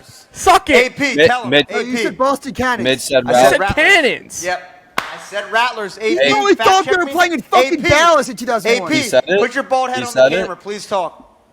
Confirmed. Mitch got it. I heard him. He went. That's 2 points for 2 points for the Pelkinator. Get off my show. Who was the pick? Bro. Who was the Bro. pick? Casey Powell? Who was it? Doug Shanahan. know? Don't That know. is, Shanahan that from is Offshore. crazy. God. What's the score now? Mitch. You guys think I don't know ball? It w- I wake up when I need Mitch, to you were wake just up. rattling off MLL teams. I mean, I'm not going to lie. I That said was the my same second thing. pick. Before this, Kev was in the lead. He had 4. Doogs had 2.5. Mitch had 2. Mitch now has 4. Is tied with Kev. God. This You is guys crazy suck. that I didn't This is have crazy. half one What a quarter. squid. I'd rather have 0 than a half. This is point. crazy. What a loser. And we will see you guys next Wednesday. This is crazy. Kevin, any last words? No, I'll see you later.